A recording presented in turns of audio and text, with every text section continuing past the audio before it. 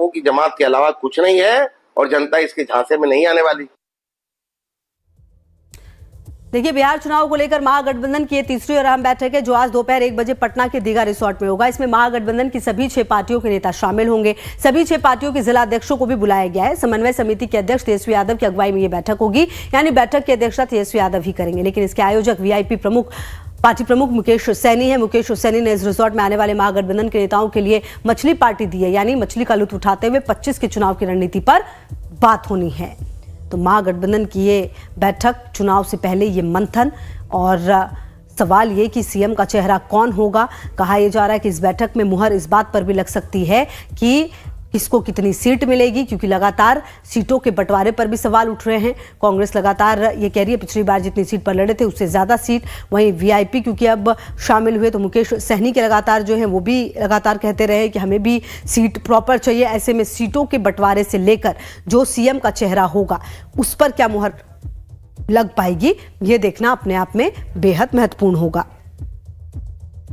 बिहार चुनाव के लिए जो रणनीति है उस पर चर्चा, और बीजेपी की तरफ से भी लगातार ये कहा जा रहा है कि ये बैठक किसी नाटक से कम नहीं, क्योंकि देखिए इससे पहले भी जब लगातार 2 बार बैठक हुई तो उस बैठक से बहुत कुछ बड़ा, बहुत कुछ खास आप कह सकते हैं नहीं निकला है। बस बात यह है कि अभी तक जो तमाम महागठबंधन में दल हैं वो एक साथ हैं, लेकिन कहीं ना कहीं आज जो ये बैठक होने वाली है उसमें ये पता चलेगा कि 25 की जो चुनाव की रणनीति है वो किस तरह से महागठबंधन बनाने वाला है। क्योंकि अगर आप देखें तो एनडीए की तरफ से लगातार जो मीटिंग्स है वो हो रही हैं, लगातार तमाम चर्चा जो है वो की जा रही है, लगातार ग्राउंड जीरो पर काम किया जा रहा है, जिसे माइक्रो मैनेजमेंट भी कहती है बीजेपी, वो भी किया जा रहा है एनडीए की तरफ से। और ऐसे में अब महागठबंधन की तरफ से बहुत सारी चीज़ें ऐसी हैं जिसमें अभी भी तकरार है। महागठबंधन की तरफ से अभी भी कई सारी ऐसी चीजें हैं जिसमें कि जो आप कहते हैं क्लियरिफिकेशन वो नहीं हो पाया है, चाहे सीएम का चेहरा हो, चाहे सीट बंटवारा हो।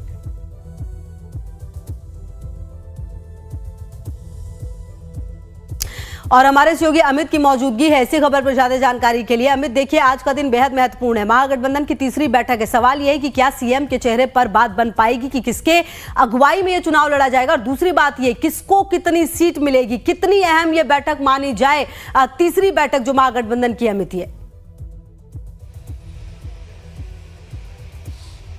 बिल्कुल खुशबू, काफ़ी अहम बैठक है और सबसे महत्वपूर्ण है कि इस बार सभी बड़े नेताओं के साथ जिला अध्यक्षों को भी बुलाया गया, यानी कि जो माइक्रो मैनेजमेंट बीजेपी करती रही है उसी के तर्ज पर, यानी एनडीए के तर्ज पर, बीजेपी के तर्ज पर अब आईएनडीए गठबंधन के जो नेता हैं, यानी तेजस्वी यादव जो कोऑर्डिनेशन कमेटी के चेयरमैन घोषित किए गए हैं। तो ये एक नया तरीका, एक नया स्ट्रेटजी है कि आप माइक्रो मैनेजमेंट करें, और जिस तरीके से जिलाध्यक्ष जो होते हैं वो बूथ लेवल पर मैनेजमेंट करते हैं, तो जिलाध्यक्ष जो होते हैं वो रीढ़ होते हैं किसी भी पार्टी के। तो तमाम जो 6 दल हैं इसके दायरे में, महागठबंधन इंडिया गठबंधन के इस दायरे में जो दल हैं उनके तमाम जिलाध्यक्षों को बुलाया गया। आप समझिए जितने भी जिले हैं, अगर 38 जिले हैं तो 38 जिलों के जिला अध्यक्ष होंगे, इसके अलावा 6 पार्टियों के होंगे, तो आप समझिए कितनी बड़ी भीड़ होगी। और यानी ये एक कोशिश है कि न सिर्फ रणनीति बल्कि एकजुटता भी दिखाने की, आपसी सामंजस्य बिठाने की एक कोशिश होगी। क्योंकि पिछली बार भी कई जो पुराने जो नए साथी जुड़े हैं, इसमें देखिए पशुपति कुमार पारस जो है उनकी पार्टी भी शामिल होने वाली है। जाहिर है कि उनकी क्या हिस्सेदारी भागीदारी होगी इस पर भी चर्चा होगी, और सीट शेयरिंग को लेकर एक फार्मूला तय कर लिया जाएगा कि किन को कितनी सीटें, क्योंकि खबर ये आ रही है कि 150 सीटों पर आरजेडी चुनाव लड़ना चाहती है, लेकिन बाकी की जो बची हुई सीटें हैं जिसमें 70 सीटें कांग्रेस डिमांड कर रही है, जिसमें 50 सीटों पर हो सकता है बात बन जाए। तो इन तमाम चीज़ों को लेकर मंथन होगा। उससे भी बड़ी बात कि मछली पार्टी जो मुकेश सहनी ने रखी है, तो वहाँ पे बैठकर एक साथ खाना खाएंगे और एक आपसी सामंजस्य और एक बड़ा ब्रीफिंग, एक कह सकते हैं एक बड़ा मैसेज देने की कोशिश है कि हम सब एक हैं, और एकजुटता दिखाकर और तमाम जो बूथ लेवल पर मैनेजमेंट सही तरीके से कर इंडिया गठबंधन जो है वो एनडीए के खिलाफ मुंहतोड़ जवाब देगी। ये एक कोशिश जरूर होगी। देखना ये होगा कि सीएम फेस को लेकर जो अब तक कयास लगाए जा रहे हैं तेजस्वी यादव के चेहरे को लेकर, जो वेटिंग फॉर सीएम फेस बने हुए हैं तेजस्वी यादव, क्या उस पर मुहर लग पाती है क्या, तो ये सारी चीजें हैं वो देखना होगा। 1 बजे ये बैठक बैठक जो है वो शुरू हो जाएगी। तेजस्वी यादव की अध्यक्षता में बैठक होगी और एक रिजॉर्ट में बैठक हो रही है, यानी पहली बार। इससे पहले वो कांग्रेस ऑफिस में बैठक हुई, उससे पहले राबड़ी आवास पे आरजेडी ऑफिस में बैठक हुई, और अब जो है एक न्यूट्रल जगह पे बैठक हो रही है जो मुकेश सैनी आयोजित कर रहे हैं। तो कुछ भी बहुत सारी चीजें हैं जो उम्मीदें हैं इंडिया गठबंधन को। देखना होगा क्या क्या चीजें इसमें छन कर बाहर आ जाती हैं। बिल्कुल। और अमित, सवाल ये भी है कि अगर हम दोनों एक तरफ एनडीए एक तरफ महागठबंधन है, अगर आप एनडीए की बात करें अमित, शुरुआत से ये चीज क्लियर कर दी गई है। गृह मंत्री आते हैं, अमित शाह आते हैं, मीटिंग होती है, कह देते हैं कि नीतीश कुमार के नेतृत्व में हम ये चुनाव लड़ेंगे। बहुत ही लाउड एंड क्लियर मैसेज जो है वो दे दिया गया था, और उसके बाद तमाम जो एनडीए के हैं वो समझ गए कि हाँ भाई नीतीश कुमार की निगरानी में ही ये चुनाव पूरा लड़ा जाएगा नेतृत्व में। लेकिन अगर आप महागठबंधन की बात करें अमित, अब तक किसी भी चीज पर क्लियरिफिकेशन नहीं है, चाहे वो सीटों के बंटवारे की हम बात करें, सीएम चेहरे की बात करें, और ऐसा लगता है कि अगर किसी की बात नहीं बनी तो वो कभी भी जो महागठबंधन है उससे अलग हो सकता है। मतलब रास्ता सबने अपने लिए बिल्कुल तैयार रखा है अमित।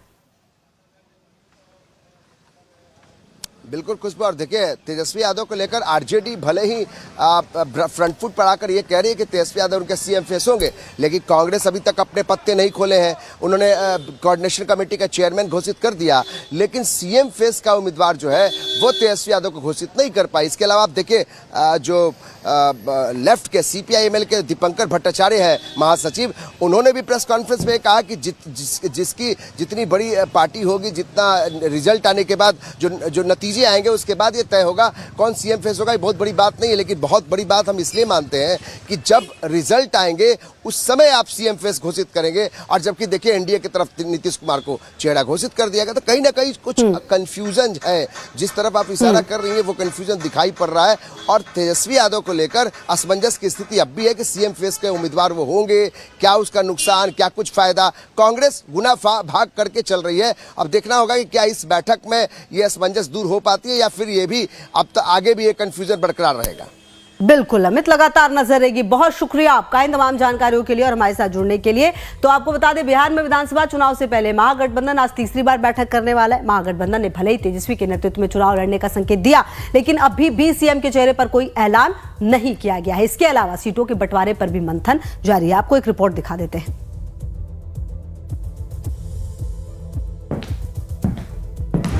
बिहार में विधानसभा चुनाव से पहले तीसरी बार महागठबंधन की बैठक होने जा रही है। यह बैठक दीघा रिजॉर्ट में सुबह 10:30 बजे शुरू होगी।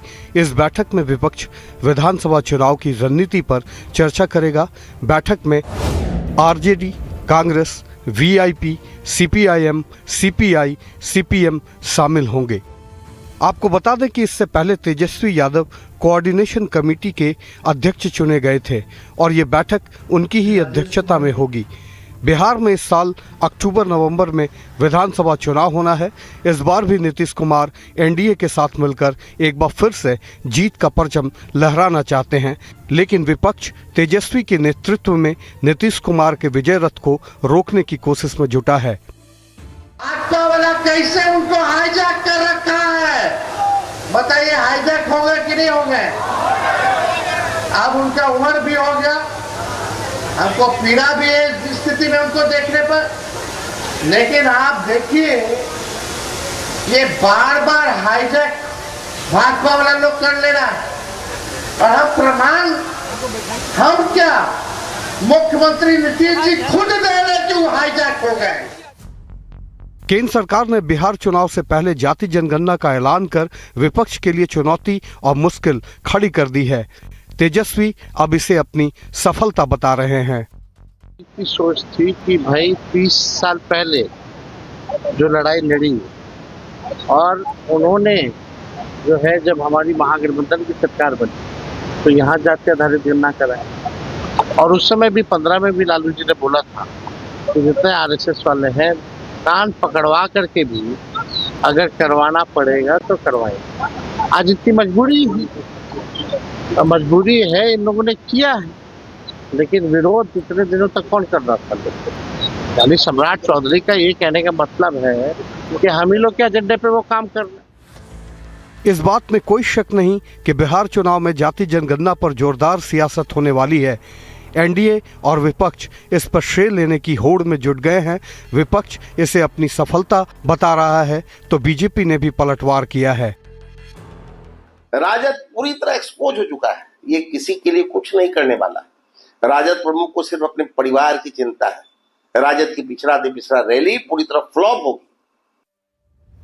इससे पहले भी महागठबंधन की 2 बैठकों से साफ है कि तेजस्वी को विपक्ष का चेहरा मान चुका है, लेकिन सीएम के चेहरे पर अभी भी आधिकारिक ऐलान नहीं किया गया है।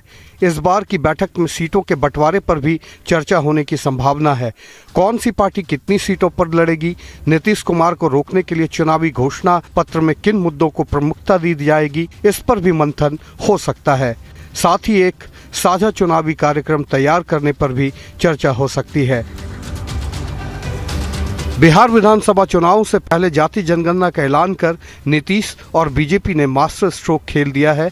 अब विपक्ष इसकी काट खोजने में जुटा है। देखना यह है कि महागठबंधन की इस तीसरी बैठक में क्या सीटों पर कोई सहमति बन पाती है या नहीं। Bureau report, live times. तमाम खबरों पर नजर है, आप रहिए हमारे साथ, देखते रहिए लाइव टाइम्स।